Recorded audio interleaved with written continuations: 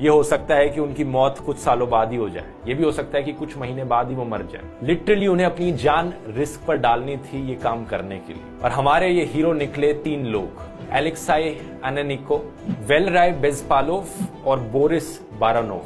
4 मई 1986 को simple diving equipment पहनकर इन्होंने वाटर टैंक के अंदर डाइव करी। अंधेरे में सिर्फ एक लैंप की मदद से इन्होंने स्विमिंग करी और वो वॉल्व्स लोकेट किए जिन्हें खोला जा सके और पानी को ड्रेन किया जा सके। ये 3 लोग हमारी कहानी के इतने बड़े हीरो हैं कि आप यकीन भी नहीं कर सकते, क्योंकि कहा जाता है कि अगर ये तीसरा एक्सप्लोजन हो जाता, ये इतना खतरनाक होता कि मिलियंस ऑफ लोग मारे जाते और अगले 5 लाख सालों के लिए ऑलमोस्ट पूरा यूरोपियन कॉन्टिनेंट अनइनहेबिटेबल बन जाता। अच्छी खबर यह है कि ये तीनों डाइवर्स एक्चुअली में सरवाइव कर गए। हालांकि बोरिस की मौत 2005 में हुई हार्ट अटैक की वजह से, लेकिन एलेक्साई और वालराय दोनों आज के दिन तक जिंदा हैं। एक बार ये रिस्क खत्म हुआ तो अगला स्टेप था एक्चुअली में जो रेडियो एक्टिव वेस्ट वहां पर मौजूद था उसे क्लीन अप करना। शुरुआत में सोवियत के ऑफिसर्स ने रिमोट कंट्रोल रोबोट्स का इस्तेमाल किया ये करने के लिए, लेकिन ये रोबोट्स एक्चुअली में रेडियो एक्टिविटी के पास जाकर ब्रेक डाउन होने लग गए। यहाँ पर फिर हजारों लोगों को भेजना पड़ा कि वो क्लीन अप करें। इन लोगों को लिक्विडेटर्स बुलाया जाता था। 1986 और 1987 के बीच में 2 लाख लिक्विडेटर्स गए थे इस एरिया को एक्टिवली क्लीन करने के लिए। जब ये धमाका हुआ और आग बुझाई जा रही थी, सोवियत यूनियन की सरकार ने एक्चुअली में इस पूरे डिजास्टर को कवर अप करने की बहुत कोशिश करी। कोल्ड वॉर अभी भी चली रही थी। सोवियत यूनियन नहीं चाहता था कि दुनिया को पता चले कि यहाँ पर क्या हुआ, लेकिन ये एक ऐसी चीज थी जिसे ज्यादा दिन तक छुपा कर नहीं रखा जा सकता था, क्योंकि ये जो रेडियो एक्टिव डस्ट था ये स्वीडन तक पहुंच रहा था। स्वीडिश मॉनिटरिंग स्टेशंस ने डिटेक्ट किया कि जो रेडियो एक्टिविटी के लेवल्स हैं वो कुछ ज्यादा ही हाई हो रहे हैं, और फिर उन्होंने हवा की डायरेक्शन की एनालिसिस करी और अंदाजा लगा पाए कि इसका सोर्स कहां पर होगा। इसी की वजह से सोवियत अथॉरिटीज मजबूर हुए इस डिजास्टर की इंफॉर्मेशन पब्लिक करने को। 28 अप्रैल 1986 को सोवियत यूनियन ने एडमिट किया कि यहां पर एक डिजास्टर हुआ है, 2 दिन बाद एक्चुअल डिजास्टर के। इस पावर प्लांट के आसपास जो लोग रहते थे उन्हें भी काफी देर बाद बताया गया कि यहाँ पर एक्चुअली में हुआ क्या है। ये भी अपनी एक कहानी है जिसके लिए ब्लेम किया जाता है सोवियत की सरकार को। 2 मई 1986 तक इस न्यूक्लियर पावर प्लांट के चारों तरफ एक 30 किलोमीटर का रेडियस बना दिया गया था। इसे एक एक्सक्लूजन जोन डिक्लेयर किया गया कि ये एरिया रिस्ट्रिक्टेड है, यहाँ पर कोई नहीं जा सकता साइंटिस्ट और सरकारी ऑफिशियल्स के अलावा। इस पूरे रेडियो एक्टिव वेस्ट को एक्चुअली में कंटेन करने के लिए एक और स्ट्रक्चर बनाया गया इसके ऊपर, जिसे सैक्रोफेगस कहा जाता है। नवंबर 1986 में कंप्लीट हुआ कंक्रीट और मेटल का बना स्ट्रक्चर, जिससे कि रेडिएशन यहां से निकलना कंट्रोल में लाया जा सके। लेकिन लॉन्ग टर्म प्लानिंग के साथ ये स्ट्रक्चर नहीं बनाया गया था। करीब 28 साल बाद कंस्ट्रक्शन के इसमें क्रैक्स और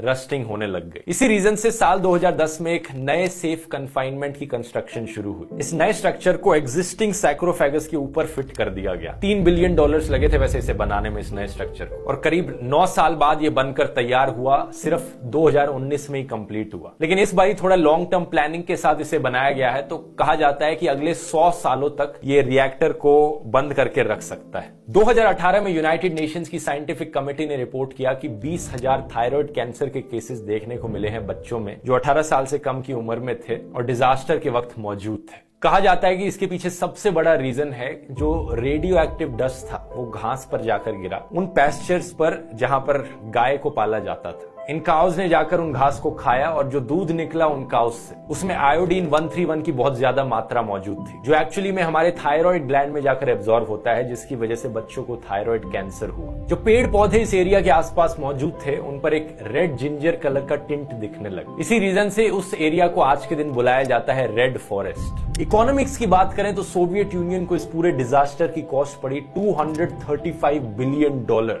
इमेजिन करके देखो कितना सारा पैसा है। इमरजेंसी रिस्पांस, क्लीन अप, लोगों को रीलोकेट करना, सर्वाइवर्स का खर्चा भरना, इवैक्यूएशन करना, एनवायरनमेंट को डीकंटेमिनेट करना, इन सारी चीजों का खर्चा था।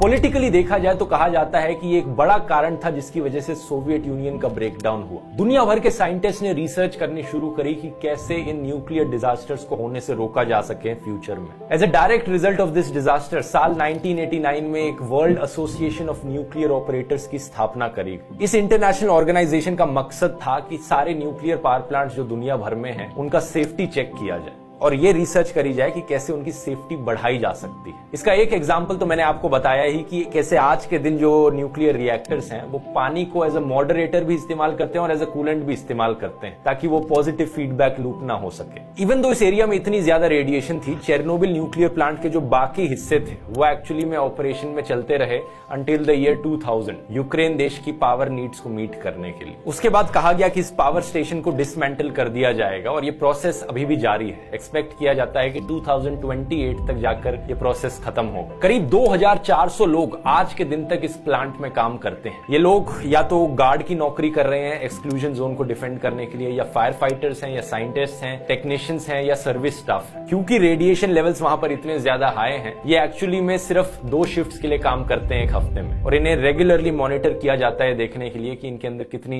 रेडिएशन एब्जॉर्ब हो रही है। बाकी जो आसपास का एरिया था जो 30 किलोमीटर रेडियस की एक्सक्लूजन जोन बनी हुई है, इंसानों ने उसमें रहना कंप्लीटली छोड़ दिया है। वॉर शुरू होने से पहले कुछ टूरिस्ट ग्रुप्स उस एरिया में जाते थे, लेकिन मोर और लेस उस एरिया को नेचर ने टेक ओवर कर लिया है। कुछ बड़े एनिमल्स जैसे कि wolves, deer, lynx, beaver, eagles, boars, bears इस जगह पर अब पाए जाते हैं। इनमें से कुछ एनिमल्स तो एंडेंजर्ड भी हैं जिनकी पॉपुलेशन यहाँ पर ग्रो कर रही है क्योंकि इंसान यहाँ पर मौजूद नहीं है। कुछ जानवरों पर रेडिएशन जरूर इफेक्ट करी है, उनमें डिफॉर्मिटीज देखने को मिली है, लेकिन for the most part actually में जानवरों पर ज्यादा असर नहीं पड़ा इस रेडिएशन का।